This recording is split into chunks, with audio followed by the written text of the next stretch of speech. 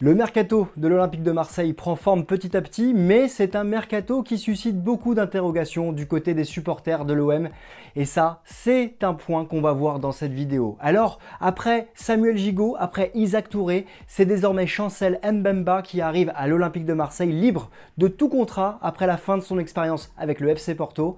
Bienvenue sur CM Football, bienvenue pour une nouvelle vidéo sur l'actualité du football. C'est Titi, le célèbre supporter de l'Olympique de Marseille, qui a officialisé l'arrivée de Chancel Mbemba ce matin. Il est présent à la commanderie, il est présent également à Marignane et c'est lui qui a été le premier à valider l'arrivée du défenseur congolais après que dans la presse, on ait appris ce matin à travers l'équipe, à travers la Provence, qu'un joueur allait arriver à l'OM, un défenseur central, une piste qui n'avait jamais été évoquée, et donc c'est Chancel Mbemba qui arrive à l'OM. Alors dans cette vidéo, on va évoquer son profil à travers ses datas, on va voir quelles sont les attentes autour de son arrivée à l'Olympique de Marseille, on va voir aussi quelles sont les informations que l'on a autour de ce transfert. Il passe aujourd'hui sa visite médicale pour signer son contrat. Je vous donnerai mon avis sur la situation globale de cet Olympique de Marseille. On va se parler de son parcours et de son âge. Cette vidéo, elle est sponsorisée par l'application OneFootball. C'est l'application numéro 1 sur toute l'actualité du football. Elle est gratuite et elle est téléchargeable avec le lien qui est dans la description ou le QR code qui se trouve juste ici. Vous avez toutes les informations de ce mercato. Vous pouvez filtrer aussi toutes les informations à travers le club que vous aimez. Ça veut dire que si vous voulez avoir que les informations de l'Olympique de Marseille, c'est faisable et c'est un vrai avantage. Alors, avant de commencer à parler de son parcours, on va parler de son âge parce que c'est une question évidemment qui fait polémique. Il aurait ou 27 ans ou 33 ans. Ici, dans cette vidéo, on va se baser sur les informations de Transfermarkt. Il a 27 ans et on va se baser également sur ce qu'a dit Romain Molina ce matin à travers un tweet. Il aurait eu un entourage très malveillant autour de Mbemba. Il aurait eu un entourage malveillant et possiblement une traite humaine de l'esclavagisme autour de son arrivée à Anderlecht en provenance du Congo. Et Mbemba a réussi sa carrière à travers le parcours qu'on va détailler. Mais c'est un point important. Il ne m'appartient pas de commenter son âge, mais de rester sur l'âge que l'on a validé sur Transfermarkt, à savoir 27 ans. À travers son parcours, il a un parcours qui l'a amené du Congo à Anderlecht, Bruxelles, en Belgique, Anderlecht dans lequel il a fini sa formation. Il va ensuite disputer ses premiers matchs en tant que professionnel et il va même découvrir la Ligue des Champions avec Anderlecht. Il va passer 2 saisons à Anderlecht en tant que professionnel avant de signer à Newcastle. Il va passer 2 saisons, un peu plus de 2 saisons avec le club anglais avant de signer, de découvrir la Liga Portugal avec le FC Porto. Au FC Porto, il va gravir les échelons petit à petit pour devenir un titulaire indiscutable de Sergio Conceição avec l'entraîneur portugais qui a officié en France au FC Nantes. On a un joueur qui a remporté 2 doublés en 2020 et en 2022 et qui a terminé sa saison 2021-2022 dans l'équipe type de la Liga Portugal. Certains observateurs disent de lui qu'il n'a pas fait une saison exceptionnelle, mais il termine champion, doublé et dans l'équipe type. Ça montre aussi sa réussite à côté d'un défenseur d'expérience qui est Pep et qui a réussi une carrière extraordinaire. Il a également dans sa carrière remporté le championnat de Belgique avec Anderlecht, il a également remporté la Super Coupe de Belgique, il a un palmarès intéressant. Est-ce que c'est un joueur d'expérience qui va convenir à l'OM ? Eh bien, sur le papier, à travers son expérience, j'ai l'impression que c'est plutôt un bon coup. On va étudier maintenant ces datas et la data room. La data room, c'est les premières informations clés que l'on se doit de connaître pour se faire un premier avis sur le joueur avant de découvrir ou de redécouvrir le joueur à travers ses rencontres. On commence comme d'habitude par sa pièce d'identité. Et donc Mbemba a 27 ans, il mesure 1m82, c'est un défenseur central et il est droitier. Il a disputé 285 matchs, toutes compétitions confondues dans sa carrière pour avoir inscrit 19 buts. 285 matchs, c'est un défenseur d'expérience et ce que j'aime chez lui, c'est son côté propre dans les duels. Il n'a pris que 35 cartons jaunes dans l'ensemble de sa carrière et un seul carton rouge. Ça veut dire qu'on doit s'attendre à le voir faire des duels de toute beauté au stade Vélodrome et à voir dans quelle défense il va jouer. Ça, on va en parler juste après. C'est un défenseur d'expérience qui connaît l'Europe. Il connaît la Ligue des Champions. Il a disputé 44 matchs en Europe, toutes compétitions compétitions confondues depuis le début de sa carrière, et il est international congolais comme Cédric Bakambu avec 66 sélections. Ce sont des points qui comptent parce que ce lien avec Cédric Bakambu va être intéressant pour qu'il puisse s'adapter très rapidement.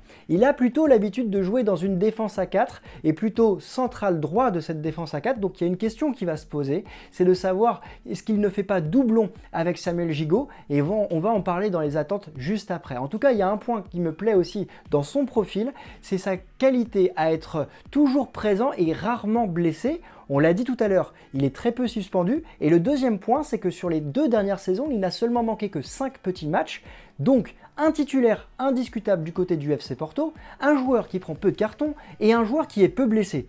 On a quand même ici des éléments qui sont très positifs pour voir ce joueur arriver à l'Olympique de Marseille. En tout cas, ça fait 2 points positifs sur son parcours, son expérience et sa data.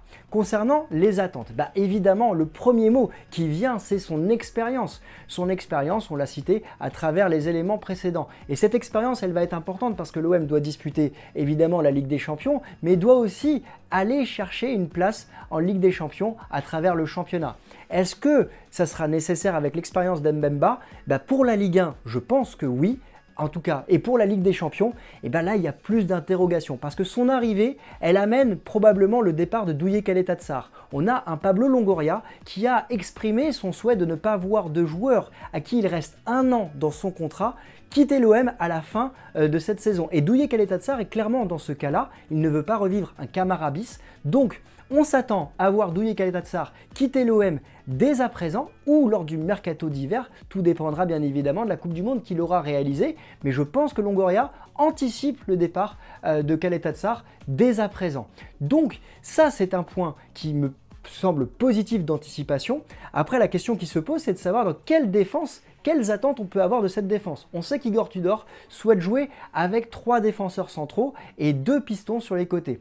En termes de défenseurs centraux, on a donc un Samuel Gigot qui serait positionné axe droit de la défense. On pourrait avoir un Luan Pérez situé axe gauche de cette défense avec un Isaac Touré qui pourrait venir le suppléer quelquefois dans la saison. Et donc, on aurait un Chancel Mbemba qui serait le défenseur central prioritaire. C'est une idée que je me donne par rapport à ces recrutements. La question qui arrive derrière, est-ce que cette défense va être fiable tout de suite dès le début de la saison dans ces 21 matchs que l'OM a disputés entre le championnat et la Ligue des Champions avant la trêve de cette Coupe du Monde? Ça, c'est un vrai risque, c'est une vraie limite et on doit être fixé bien évidemment très rapidement. Après, on sait que cet OM recherche des pistons sur les côtés. On a Jonathan Klaus sur le côté droit, on a Tavares sur le côté gauche qui sont pressentis à l'OM. L'OM ne fera pas de folie financièrement. Ça m'amène justement à la partie transfert parce que c'est un autre bon coup réalisé par l'Olympique de Marseille. Il est gratuit, il est arrivé en fin de son contrat avec le FC Porto, il a pu être pressenti en Turquie, il a pu être dans les petits papiers également de l'AS Roma. C'est l'OM qui visiblement a flairé le bon coup et qui a eu sa préférence. Alors c'est un bon coup à savoir qu'il arrive gratuitement. C'est un joueur qui signe vraisemblablement pour les 3 prochaines saisons à l'Olympique de Marseille. C'est un contrat qui est plutôt court, à voir quelle est la stratégie, en tout cas de l'OM à travers ça. Mais justement, je m'interroge sur cette stratégie parce qu'on s'attendait à voir l'OM recruter avec des sommes autour des 10 à 15 millions d'euros pour justement améliorer l'effectif en tout début de mercato. On se retrouve le 15 juillet et que l'OM a seulement recruté 3 joueurs, 3 défenseurs, 2 libres de tout contrat et 1 avec une vraie marge de progression, Isaac Touré, qu'on avait étudié sur la chaîne d'ailleurs, avec ce tarif autour des 5 à 7 millions d'euros avec bonus.